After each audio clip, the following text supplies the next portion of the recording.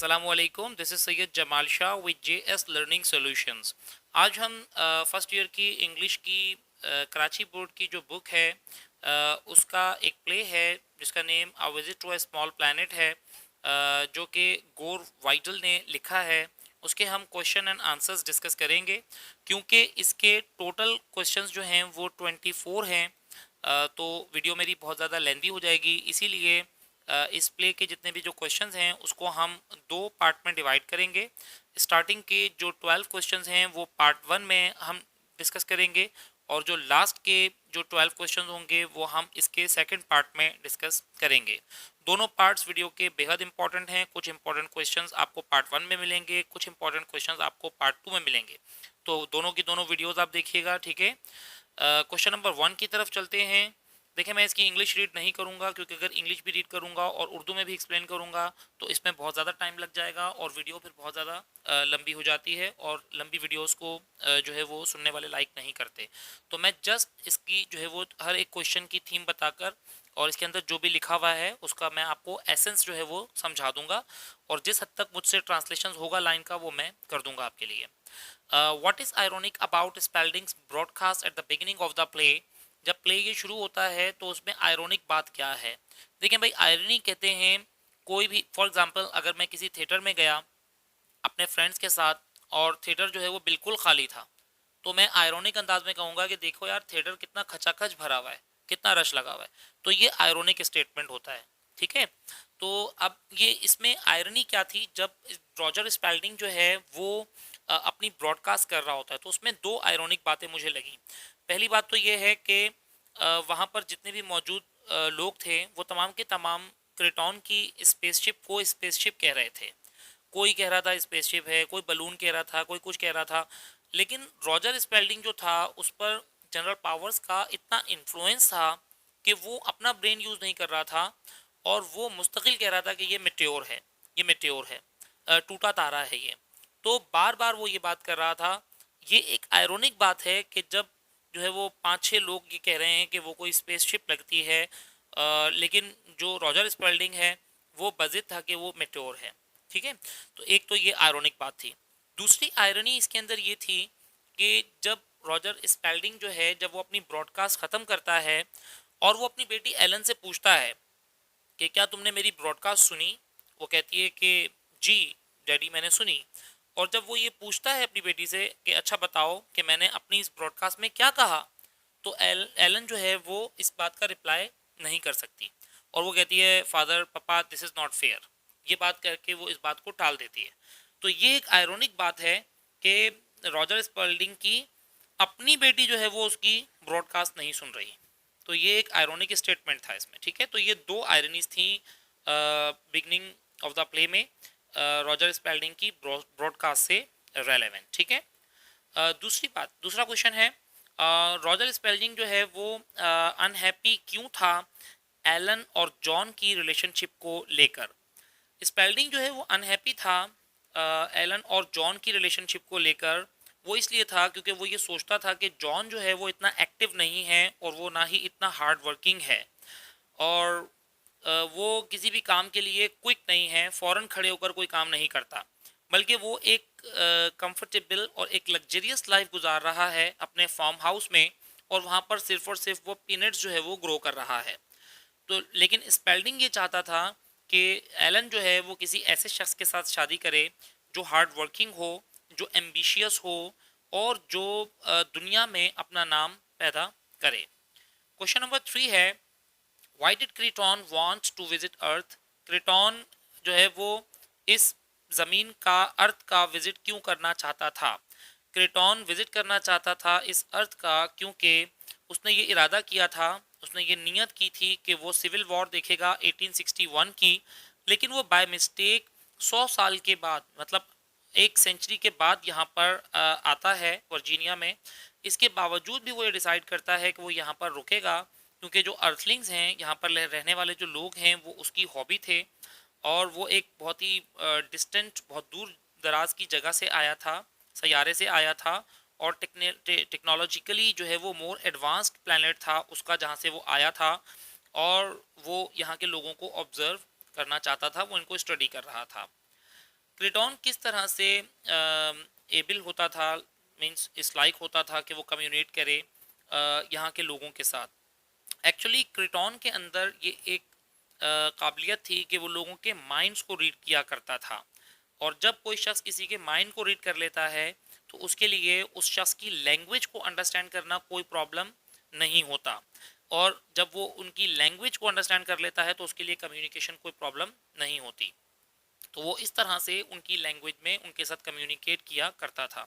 मजीद ये कि general powers ने जब उससे पूछा कि क्या क्या क्या वो तमाम लैंग्वेजेस में बात कर सकता है, तो उसने इस बात को एक्नॉलेज किया और पॉजिटिव रिप्लाई किया कि हाँ, वो हर एक ज़बान में बात कर सकता है, लेकिन ये ज़बानें जब वो डिफरेंट लैंग्वेजेस में बात करता है तो ये उसके लिए बहुत ही एग्जॉस्टिंग होती हैं, थका देने वाली होती हैं।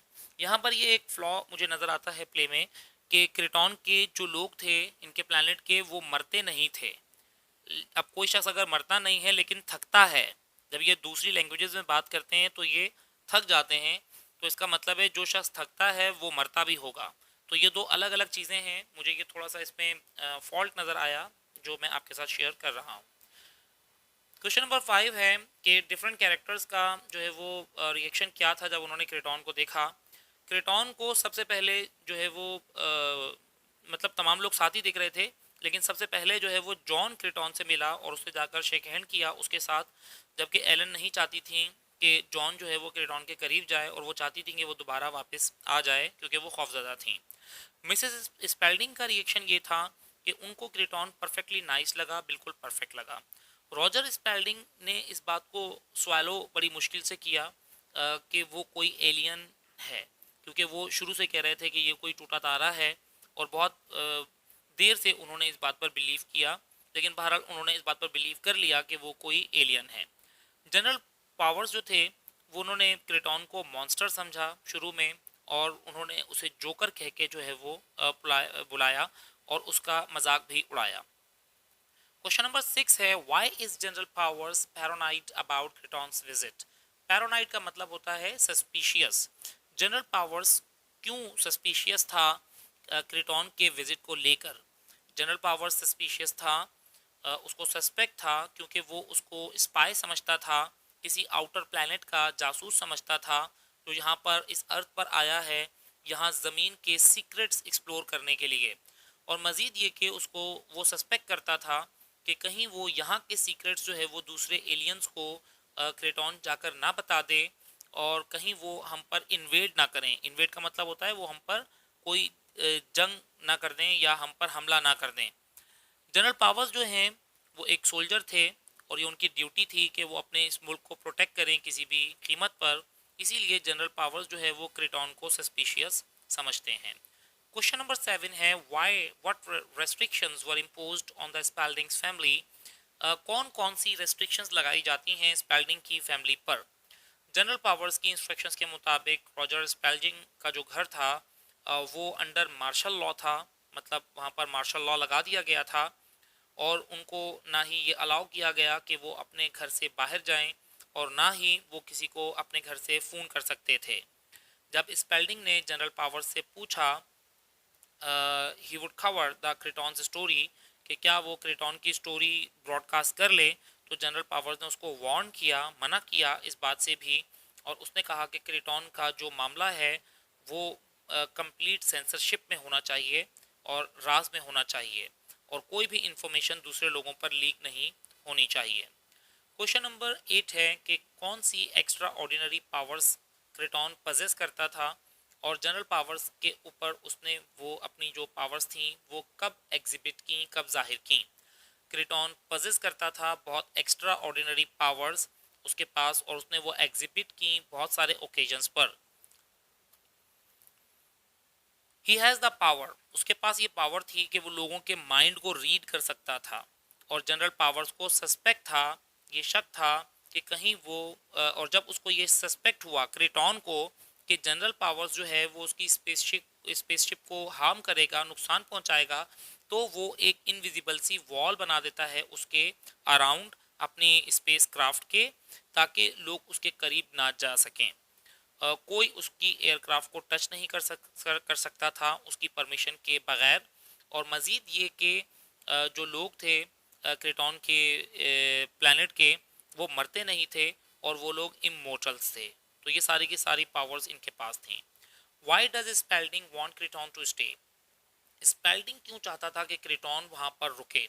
स्पेल्डिंग इसलिए चाहता था क्रेटॉन वहाँ पर रुके ताकि वो एक फेवरेबल इम्प्रेशन लेकर जाए, एक अच्छा इम्प्रेशन लेकर जाए अर्थलिंग्स का, यहाँ के लोगों का और अर्थ का अपने लोगों में।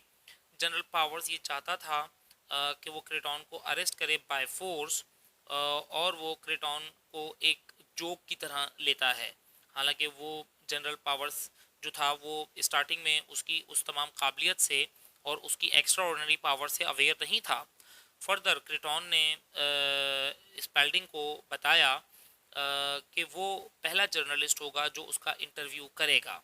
मतलब क्रेटॉन चाहता था कि उसका इंटरव्यू लिया जाए, इसीलिए इसलिए भी स्पेल्डिंग चाहता था कि क्रेटॉन वहाँ पर रुके ताकि वो उसका इंटरव्यू ले सके। क्वेश्चन नंबर 10 है, why did Kreton's friend consider him pervasive?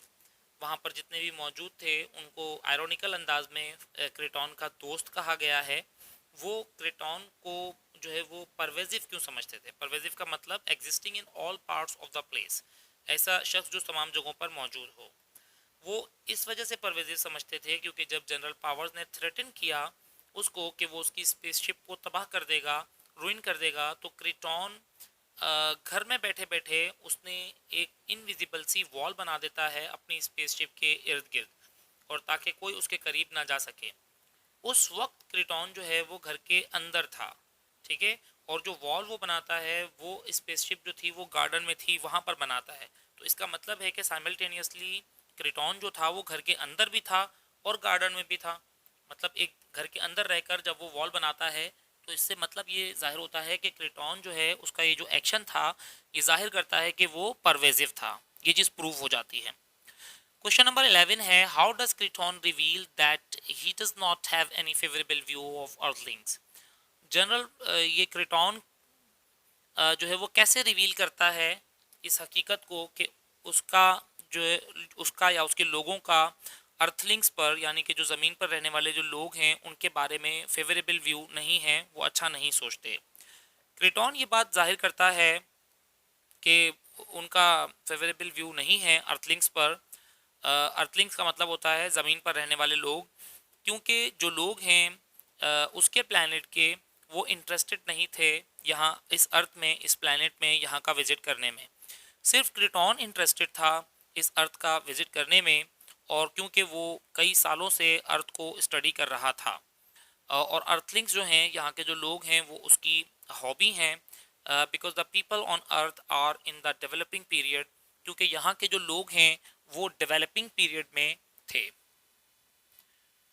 Question number 12 है, how does Kreton foil general Powers attempts to confine him? Confine का मतलब होता है इर्द गिर्द घेरा डालना, कैद कर लेना, ठीक है। तो और फॉइल का मतलब होता है रोकना, प्रिवेंट करना। क्रेटॉन जो है किस तरह से रोकता है जनरल पावर्स की कोशिश को कि जब वो उसको कन्फाइन करने की या उसको कैद करने की कोशिश करते हैं। क्रेटॉन अपनी सुपरनेचुरल पावर्स से रोकता है जनरल पावर्स की तमाम अटैम्प्ट्स को। जब जनरल पावर ऑर्डर देता है एडी को कि उसकी शिप के परखच्चे उड़ा दिए जाएं, ब्लो कर दिया जाए, तो क्रेटॉन एक जो है वो इनविजिबल सी वॉल इरेक्ट करता है उसके सराउंडिंग में ताकि कोई उसके करीब ना जा सके। और जब जनरल पावर्स ऑर्डर देता है उसको अरेस्ट करने का क्रेटॉन को, तो एडी जब उसके आगे बढ़ता है, लेकिन क्रेटॉन जो है वो क्रेटॉन के आगे वो एक फुट भी, एक कदम भी आगे नहीं बढ़ा सकते, और जब वो एक कदम बढ़ाते हैं तो वहीं पर स्टॉप हो जाते हैं, रुक जाते हैं, एंड दे वर स्टन, और बिल्कुल साकिन हो जाते हैं। He said you can not touch me without my permission, और वो कहता है कि तुम मुझे मेरी परमिशन के बगैर छू भी नहीं सकते, टच भी नहीं कर सकते। तो ये मैंने आपको बताया कि इस प्ले की जो है वो 2 वीडियोस बनाई जाएंगी। ये पहली वीडियो थी जिसमें हमने क्वेश्चन नंबर 1 से लेकर क्वेश्चन नंबर 12 तक जो है वो क्वेश्चंस की एक्सप्लेनेशंस देखी हैं, ठीक है। आई होप कि मेरी एक्सप्लेनेशंस आप लोगों की समझ में बहुत अच्छी तरह से आ जाती होंगी, ठीक है। इस पर मैं दूसरी वीडियो बनाऊंगा जिसमें question number 13 to question number 24 हम डिस्कस करेंगे, ठीक है। चैनल को मेरे सब्सक्राइब कर लीजिएगा और जो है वो वीडियो मेरी जितनी मैक्सिमम आप शेयर कर सकते हैं अपने सर्कल में, अपने दोस्तों में आप कर दीजिएगा, ताकि तमाम लोग इससे मुस्तफ़ीद हो सकें। Take a good care of yourself. अल्लाह हाफ़िज़, अपना ख्याल रखिएगा।